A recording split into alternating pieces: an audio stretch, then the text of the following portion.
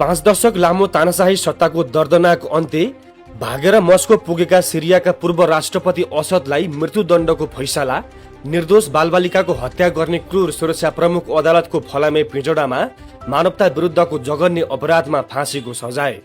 समय सधैँ बलवान हुन्छ भनिन्छ र आज सिरियाले ठ्याक्कै त्यही नियति देखिरहेको छ। एक समय थियो जब सिरियामा बशर अल असदको नाम सुन्दा मात्रै पनि मानिसहरूको आङ सिरिङ्ग हुन्थ्यो। तर आज समयले कोल्टे फेरेको छ। सिरियाली अदालतले तिनै अपदस्थ पूर्व राष्ट्रपति असदलाई युद्ध अपराध र मानवता विरुद्धको जघन्य अपराध गरेको ठहर गर्दै मृत्युदण्डको फैसला सुनाएको छ।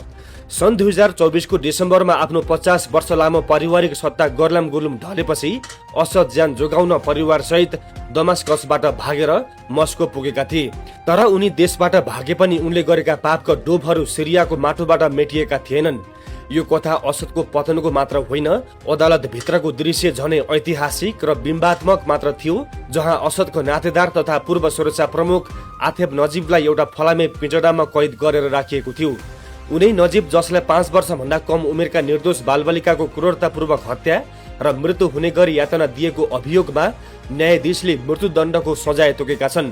उनी यो मुद्दामा कारबाही भोग्ने सबैभन्दा उच्च तहका अधिकारी मध्ये एक हुन्। कहाँबाट सुरु भएको थियो यो रक्तपात? इतिहासको पाना पल्टाउँदै जाँदा कथा सन् 2011 को मार्चतिर फर्किन्छ। दक्षिणी सिरियाको दारा प्रान्तलाई असद शासन विरुद्धको विद्रोह सुरु भएको उद्गम स्थल मानिन्छ। त्यहाँ केही किशोरहरूले भित्तामा सरकार विरोधी नारा लेखेका थिए।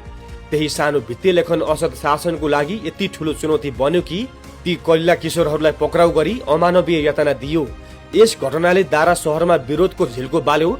असदको सेनाले ती प्रदर्शनकारीमाथि हिंसात्मक दमन गर्यो। न्याय माग्न सडकमा उत्रिएका नागरिकमाथि बर्सिएको गोलीले देशभर आक्रोशको ज्वाला फैलायो। अन्ततः त्यही झिल्को एउटा भयानक गृहयुद्धमा परिणत भयो, जसले लाखौं सिरियाली नागरिकको ज्यान लियो र देशलाई खण्डहर बनायो। आज 5 दशक भन्दा बढी समय सिरियामा शासन गरेको असद परिवार र उनीहरूका आसेपासेमाथि सिरियाको अन्तरिम सरकारले यसै वर्षको सुरुदेखि मुद्दा चलाउन थालेको हो। लाखौंको रगतले लतपतिएको इतिहास बोकेको असद शासनले अन्ततः न्यायको कठघरामा उभिएर आफ्नो अन्त्यको फैसला सुनेको छ।